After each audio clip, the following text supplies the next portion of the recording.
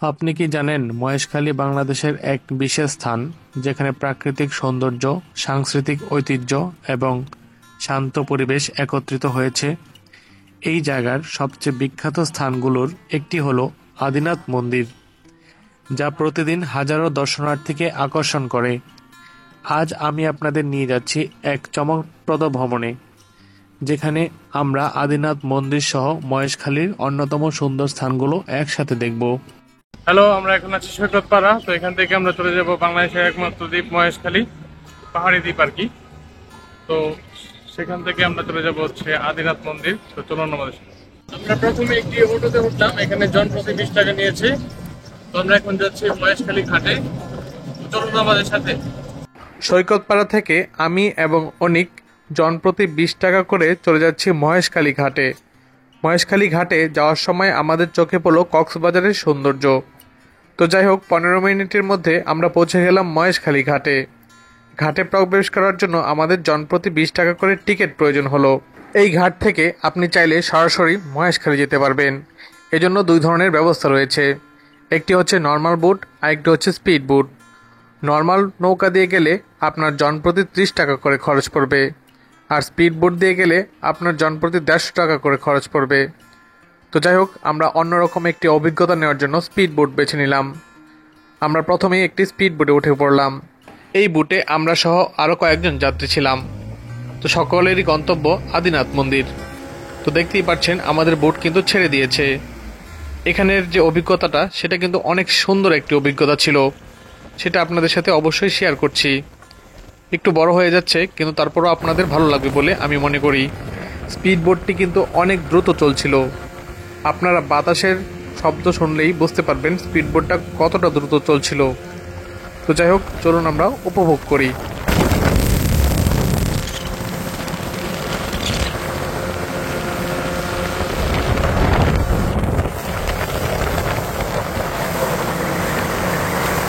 Speed boat চলছিল অনেক দ্রুত গতিতে। এদিকে এক পাশে দেখা যাচ্ছিল শহর, আরেক পাশে দেখা যাচ্ছিল বন। প্রকৃতির এই রূপ দেখতে হলে আপনাকে যেতে হবে মহেশখালী। এদিকের সমুদ্রপটটা কিন্তু খুবই সুন্দর।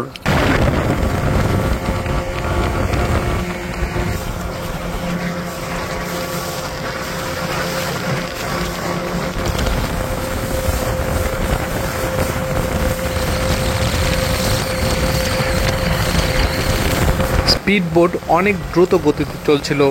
মাঝে মাঝে মনে হচ্ছিল স্পিড বোটটি সমুদ্র থেকে একটু উপরে উঠে গিয়েছে, অর্থাৎ ভাসছে। যাই হোক, বাতাসের তীব্রতা ছিল প্রচুর। এটাতেই বোঝা যায় স্পিড বোটের গতিও ছিল অনেক বেশি।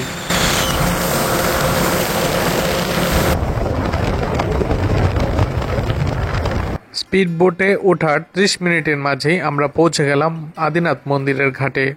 তো দেখতেই পাচ্ছেন অনেক বনের মাঝে একটি ঘাট, দেখতে খুব সুন্দর লাগছিল। আমরা এখন ঘাটে যাব। তো যাই হোক, জার্নিটা খুবই ভালো ছিল, আমরা খুব এনজয় করেছি। এদিকের ঘাটটা থেকে অনেক সুন্দর একটা ভিউ পাওয়া যায়, সেজন্য আমরা এটা ভিডিও করলাম। এখানে কিন্তু যারা এসেছে প্রায় বেশিরভাগই মন্দিরের উদ্দেশ্যে এসেছে। তো এখানে যেতে হলে আপনি দুইভাবে যেতে পারেন, একটা হচ্ছে হেঁটে যেতে পারেন, আর একটা হচ্ছে আপনি ওই অটো দিয়ে যেতে পারবেন। হ্যালো, আমরা এখন চলে এসেছি মহেশখালী দ্বীপে। তো এখান থেকে আমরা চলে যাচ্ছি মন্দিরে। আমরা হেঁটে হেঁটে যাচ্ছি এবং এটার আশেপাশের যে সৌন্দর্যটা সেটা আপনাদের সাথে তুলে ধরার চেষ্টা করছি। এখানে রাস্তাটা কিন্তু অনেক সুন্দর। তো এদিকে আপনি চলাচলের জন্য অটো পেয়ে যাবেন। তো আমি আসলে অটো নেইনি, আমরা হেঁটেই যাব এবং কিছু ভিডিও করব, সেজন্যই আসলে আমরা হেঁটে যাচ্ছি। কিন্তু দুই পাশে অনেকগুলো গাছ রয়েছে এবং দেখতেই পাচ্ছেন নিচে পানি। তো নোনা পানির মধ্যে একটা বন, আমরা সেখান দিয়ে হেঁটে যাচ্ছি মাঝখান দিয়ে।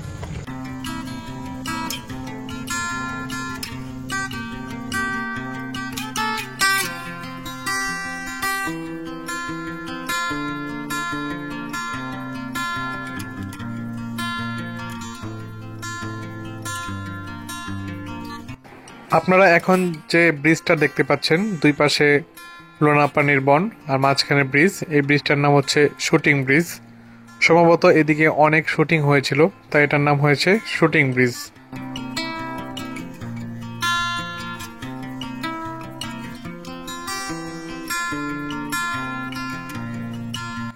ঘাট থেকে এই পর্যন্ত আসতে আমাদের সময় লেগেছে 10 মিনিট।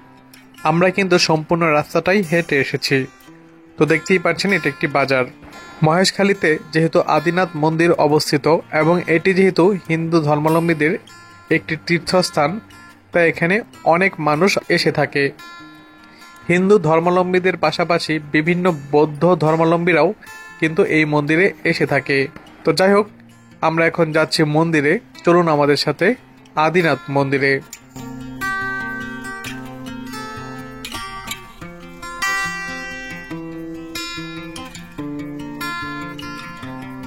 মন্দিরের গেট দিয়ে প্রবেশ করার পরই একটা অন্যরকম শান্তি লাগছিল। তো যাই হোক, মন্দিরে প্রবেশ করতে হলে আপনাদের অনেকগুলো সিঁড়ি উঠে যেতে হবে। এখানে কিন্তু অনেক সুন্দর একটা ভিউ ছিল, তাই আমরা এই জায়গাটায় দাঁড়িয়ে একটু ছবি তুলে নিলাম এবং একটু জিরিয়ে নিলাম। তো যাই হোক, চলুন আমরা মন্দিরে যাই। একটু ভালোভাবে খেয়াল করবেন, আমাদের সাথে সাথে অনেক বৌদ্ধ ধর্মাবলম্বীরাও এই মন্দিরে এসেছে।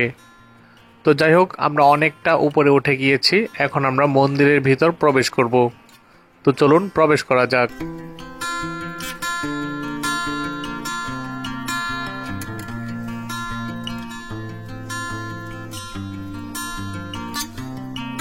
সম্ভবত বৌদ্ধ ধর্মাবলম্বীদের আজকে হয়তোবা কোনো একটি বিশেষ দিন, তাই এই মন্দিরে তাদের অনেক বেশি লক্ষ্য করা যাচ্ছে। চলুন কথা না বাড়িয়ে চলে যাই মন্দিরে।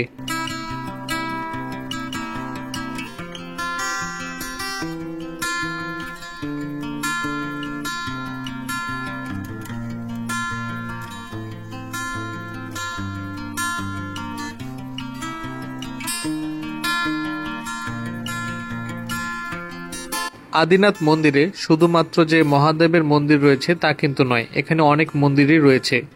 তো যাই হোক, আমরা প্রথমেই ঢুকে পড়লাম অষ্টভুজা মন্দিরে। এই মন্দিরে কিন্তু হিন্দু ধর্মাবলম্বীর পাশাপাশি অনেক অনেক বেশি বৌদ্ধ ধর্মাবলম্বীদের ভিড় ছিল। তারা কিন্তু তাদের ধর্মীয় মতবাদ অনুসারে মন্দিরে কবুতর উৎসর্গ করছিল। তো যাই হোক, দেখতেই পাচ্ছেন এখানে অনেকগুলো কবুতর রয়েছে। আর এখানে অষ্টভুজার প্রতিমাটি দেখতে পাচ্ছেন, অনেক সুন্দর একটি প্রতিমা। তো এর পাশেই কিন্তু রয়েছে আদিনাথ অর্থাৎ মহাদেবের শিবলিঙ্গ। আমরা কিন্তু সেখানে এখন যাব।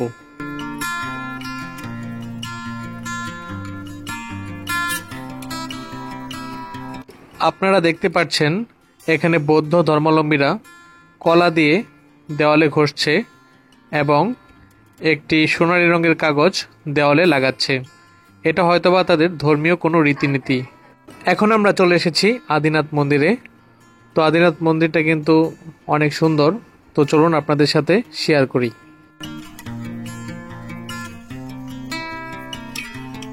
যেহেতু আমরা খুব সকাল সকাল এই মন্দিরে এসেছিলাম, তাই আমরা পুজোর সামগ্রী কিনিনি। আমরা এখন মন্দিরের পিছনে রয়েছি। মন্দিরটা ঘুরে তারপর আমরা পুজোর সামগ্রী কিনে পুজো দিব। তো চলুন মন্দিরটা একটু ঘুরে দেখি। এখানে একটি পুকুর ছিল, এই পুকুরে কিন্তু অনেকে স্নান করছিল। তো যাই হোক, মন্দিরের ভিতরে কিন্তু অনেকগুলো মন্দির রয়েছে, সেগুলোর প্রত্যেকটি আপনাদের সাথে শেয়ার করছি। এই যে দেখতেই পাচ্ছেন, এটা হচ্ছে রাধাকৃষ্ণর মন্দির। এই মন্দিরের পাশেই ছিল শ্রী শ্রী ভৈরব মন্দির। চলুন এটাও শেয়ার করি। এভাবে প্রতিটি মণ্ডপ দেখতে দেখতে চলুন আমরা জেনে নিই আদিনাথ মন্দিরের ইতিহাস। তো এই আদিনাথ মন্দির সমুদ্র স্তর থেকে 85.3 মিটার উঁচু মৈনাক পাহাড়ের চূড়ায় অবস্থিত। এটি মূলত মহাদেবের মন্দির। জনশ্রুতি আছে, কোনো এক কৃষক এই দ্বীপের একটি বনের ভিতর মহেশ এর মূর্তি পান। মহেশ বলতে হিন্দু পৌরাণিক দেবতা মহাদেবের মূর্তি। এরপর এই দেবতার নামে এই মন্দির তৈরি করে সেখানে এই বিগ্রহটি স্থাপন করে। মহেশ দেবতার নামের সাথে খালি অর্থাৎ খাল শব্দ যোগ হয়ে এই স্থানটি মহেশখালী নামে পরিচিতি লাভ করে।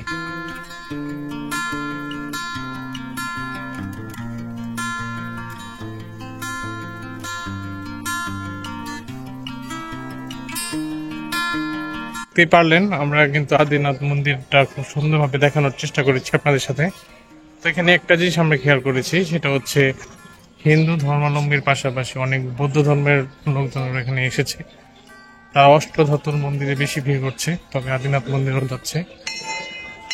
তো যাই হোক, সম্ভবত তারাও এটা মানে। চলুন আমরা বাকি অংশটা ঘুরে দেখি।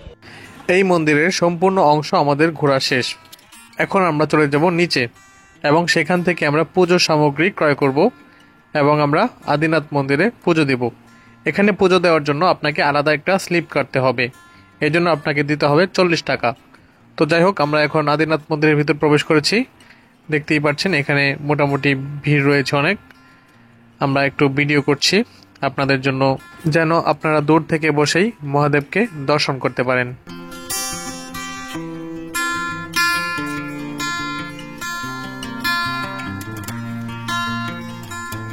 পুজো শেষে আমরা মন্দির থেকে বের হয়ে পড়েছি। তো দেখতেই পাচ্ছেন এখানে একটি গাছের মধ্যে অনেকে লাল তাগি বাঁধছিল। তো যাই হোক, এখন আমরা মন্দিরের বাইরে চলে এসেছি। এখন আমরা পাহাড়ে উঠব। এদিকেও আরেকটি মন্দির রয়েছে, সেটি হচ্ছে রাম মন্দির, সেটিও আপনাদের সাথে শেয়ার করব। তো চলুন পাহাড়ে ওঠা যাক।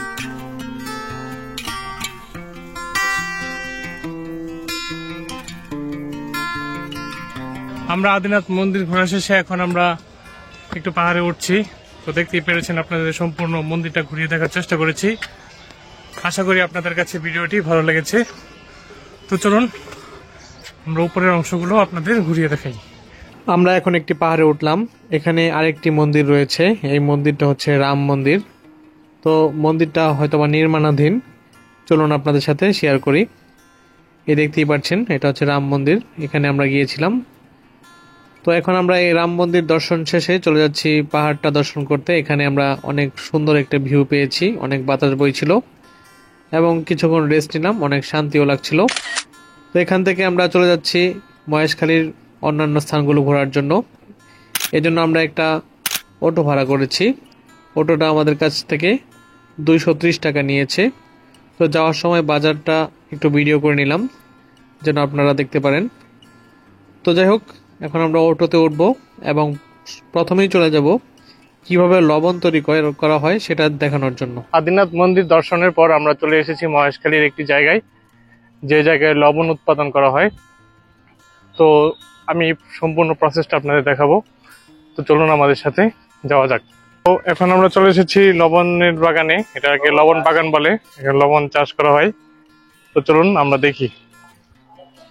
দেখতেই পাচ্ছেন এখানে অনেক লবণ রয়েছে আর এখানে পানি দেওয়া হচ্ছে। এগুলো শুকিয়ে লবণ তৈরি করা হয়। আর দেখুন কি হিউজ পরিমাণ জায়গায় লবণ চাষ হচ্ছে। এখানে অনেক জায়গা জুড়ে সমুদ্রের পানি শুকিয়ে লবণ তৈরি করা হয়, আর এই লবণগুলো আমাদের খাবারের জন্যই ব্যবহার করা হয়। তো যাই হোক, আমরা এখান থেকে একটু লবণ পরখ করে দেখব।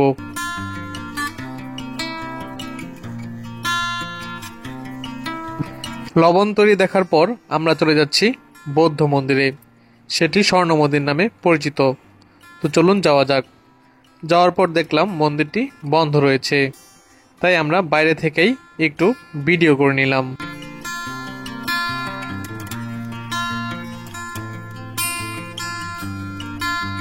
এখান থেকে আমরা চলে গেলাম বাজারে। বাজারে যেয়ে আমরা পান ক্রয় করব, কারণ মহেশখালী আসার আগে আমি শুনেছিলাম এখানের পান নাকি অনেক বিখ্যাত। তো দেখতেই পাচ্ছেন পানগুলো কতটা সতেজ। দোকানদারের সাথে কথা বলে জানতে পারলাম দেশের বিভিন্ন স্থানে এখান থেকে পান বিক্রয় করা হয়। তো যাই হোক, আমরা এখান থেকে অল্প পরিমাণ পান ক্রয় করে নিলাম। পান ক্রয় করার পর আমরা চলে যাচ্ছি শুটকি মাছ ক্রয় করতে। তো শুটকি মাছ যেখানে উৎপন্ন হয় আমরা সেখান থেকে শুটকি মাছ ক্রয় করব। তো দেখতেই পাচ্ছেন আমরা একটা দোকানে প্রবেশ করেছি, এখানে অনেক অনেক শুটকি রয়েছে। আমরা কিন্তু কুয়াকাটা একটি শুটকি পল্লী দেখিয়েছিলাম, আপনারা চাইলে ওই ভিডিওটাও দেখে নিতে পারেন।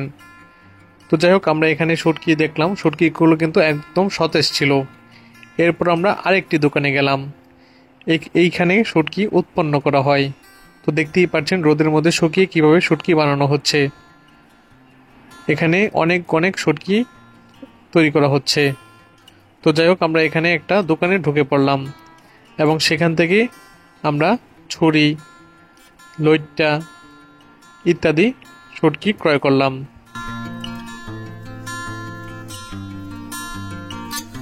শুটকি ক্রয় করার পর আমরা চলে যাচ্ছি ঘাটে। আমরা এখন চলে যাব কক্সবাজার। তো আপনারা যারা এখানে আসবেন তারা কিন্তু চাইলে সোনাদিয়া দ্বীপও ঘুরে যেতে পারেন। যেহেতু আমাদের সময়ের স্বল্পতা ছিল তাই আমরা সোনাদিয়া দ্বীপটা ঘুরতে পারিনি। এখন আমরা শুটিং ব্রিজের সামনে রয়েছি। এখান দিয়ে আমরা আরেকটি অটো নিয়েছি, সেখানে আমাদের ভাড়া নিয়েছে 20 টাকা। তো আমরা এখন এখান দিয়ে যাচ্ছি। যাওয়ার সময় খুব ভালো লাগছিল, কারণ অনেক সুন্দর একটা বাতাস বইছিল। আমরা কিছুক্ষণ আগে মহেশখালী এসেছিলাম স্পিড বোট দিয়ে, এই জন্য আমাদের ভাড়া লেগেছিল 150 টাকা। কিন্তু এখন আমরা আর স্পিড বোট দিয়ে যাব না, আমরা যাব ট্রলার জাতীয় একটি নৌকায়। সেজন্য আমাদের ভাড়া দিতে হবে জনপ্রতি 30 টাকা। এইসব নৌকাতে কিন্তু অনেক অনেক মানুষ একসাথে উঠে থাকে। তো যাই হোক, এই জার্নিটাও কিন্তু অনেক এনজয়েবল হবে। চলুন আমাদের সাথে ট্রলার দিয়ে যাওয়া যাক কক্সবাজার। ট্রলার দিয়ে কক্সবাজার যাওয়ার সময় কিন্তু আমরা অনেক সুন্দর সুন্দর দৃশ্য ক্যাপচার করতে সক্ষম হয়েছি, তাই সেগুলো এই ভিডিওতে দিয়ে দিয়েছি, আপনাদের ভালো লাগতে পারে। কক্সবাজার থেকে মহেশখালী যাওয়া আসায় আপনার খুব কম টাকা খরচ হবে। আপনি ট্রলার জাতীয় নৌকা দিয়ে গেলে যাওয়া আসা সহ আপনার খরচ হবে মাত্র 120 টাকা। তো আপনারা কিন্তু কক্সবাজার আসলে অবশ্যই মহেশখালী দ্বীপটা ঘোরার চেষ্টা করবেন।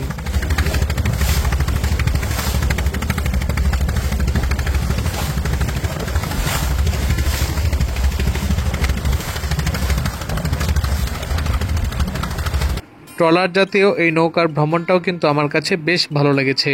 তো দেখতেই পাচ্ছেন কত মানুষ এই নৌকায়। দূরের দৃশ্যগুলো দেখতে দেখতে আমরা প্রায় কক্সবাজারের দিকে এসে গেছি। আমাদের এখানে আসতে সময় লেগেছে প্রায় 50 থেকে 60 মিনিট। তো আমার কাছে ভ্রমণটা খুব ভালো লেগেছে।